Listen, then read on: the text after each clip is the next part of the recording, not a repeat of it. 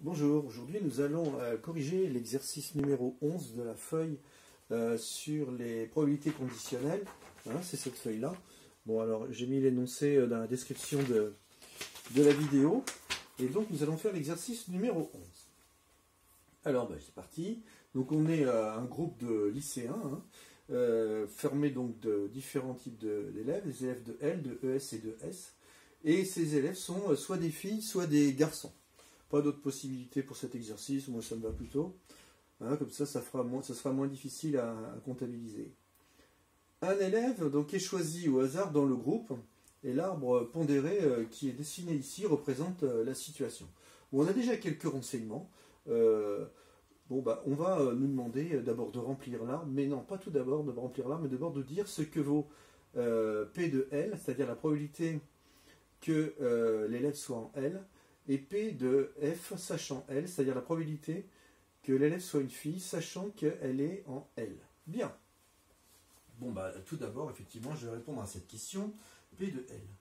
Bon, P de L, c'est la probabilité que l'élève soit en L. Je le vois ici, hein. Il y a 0,2%, enfin il y a 20% des élèves qui sont en L. Je vais garder la notation décimale. Et enfin, P de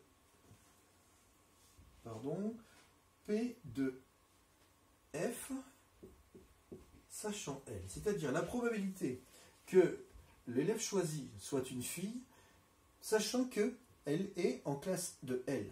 Bien. Bon, c'est parti. Où est-ce que je le lis, ça? Sachant qu'elle est en L. Bon, on est à ce niveau-là. Et maintenant, qu'elle soit une fille, et c'est ici, donc ça vaut 0,35. Hein, de même, j'aurais pu dire que pour caractériser ce 0,36 qui est là, c'est la probabilité, sachant que l'élève est en S, qu'il soit un garçon. C'est ça que ça veut dire. Bien. Bon, maintenant, je vais remplir quand même tout mon arbre, tout ce qui me manque, parce qu'il y a quand même pas mal de trous.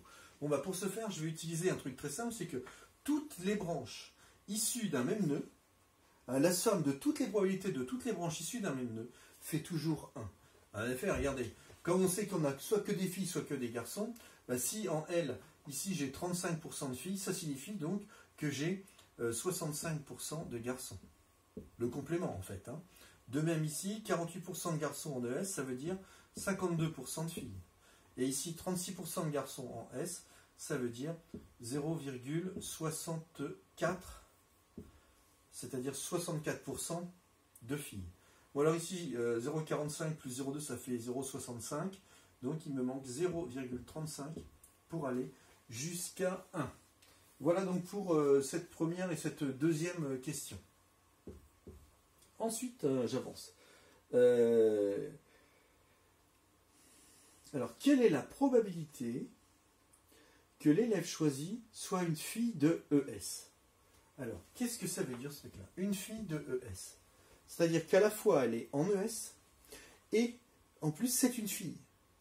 Le mot « et » veut dire « inter ». Donc, la probabilité de choisir une fille qui est en ES, c'est aussi, évidemment, la même chose que d'écrire que c'est une fille, que c'est une personne en ES et en même temps une fille. Ça vaut la même chose. Bien, où est-ce qu'on est? À quel endroit on est en ES et on est une fille? C'est à cet endroit-là. Et là, donc, j'utilise cette proportion, cette formule en disant que pour arriver ici, comment je fais pour calculer la probabilité qui est ici? Eh bien, je multiplie toutes les probabilités que je rencontre pour parcourir cette branche, c'est-à-dire 0,35 fois 0,52. P de ES inter F égale 0,35 fois 0,52. Je prends ma calculatrice. 0,35 fois 0,52, ça nous fait 0,182. Voilà donc pour cette question 3.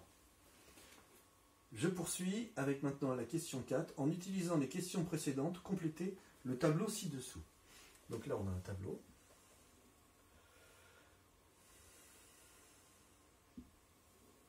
Avec donc 4 lignes.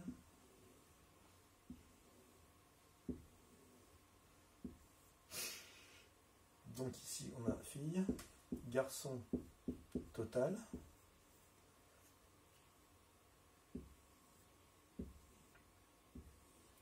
les gens qui sont en L, en ES, en S, et le total aussi.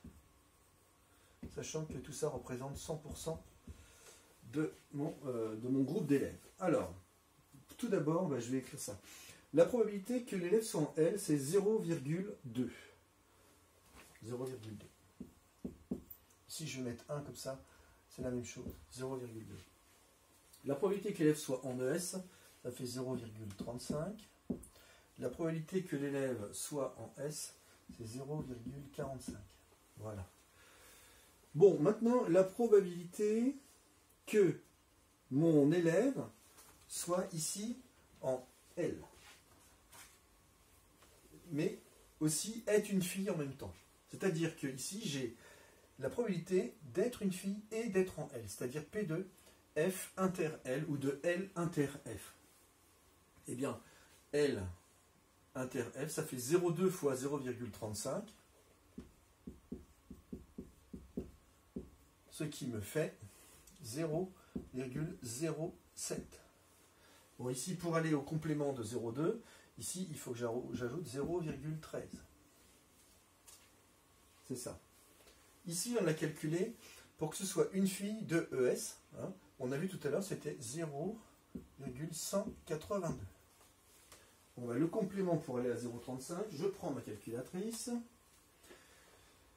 Donc ça nous fait 0,35 moins 0,182, moins 0,182, et là je trouve rien, je recommence, virgule 35 moins 0,182, je trouve 0,168, voilà.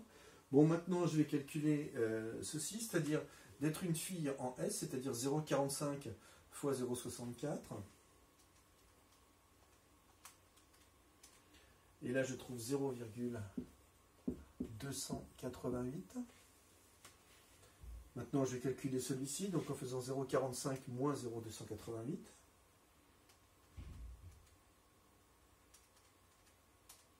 Et je trouve 0,162. Très bien. Bon, maintenant, il ne me reste plus qu'à ajouter. Hein. Par exemple, je vais ajouter tout cela pour voir combien ça me fait. Donc, ça fait 0,162 plus 0,168 plus 0,2. Ça fait 0,53. Et ici, 0,47. Voilà. Tiens, on vient de remarquer un truc, c'est que dans ce lycée, il y a 47% de filles et 53% de garçons. Voilà, en utilisant les questions présentes, complétez le tableau, et voilà, c'est terminé. Donc ce qu'il faut retenir quand même dans tout ça, c'est que dans un arbre, ici, par exemple, le 0,35 ici, c'est la probabilité, sachant L, de F. Et au bout, ici, hein, c'est 0,2, ça c'est P de L, inter F, et on multiplie toutes les probabilités ensemble. Ici, qu'est-ce que nous avons? Ici, dans chacune des petites cases, ici, à l'intersection, eh bien justement, on a les intersections, c'est-à-dire P de ES inter F, ES inter F, on a bien le 0,182. Hein, et puis le tableau, il se remplit tout naturellement en additionnant pour trouver des totaux au bout de chaque ligne et de chaque colonne. Voilà, je vous remercie, à bientôt.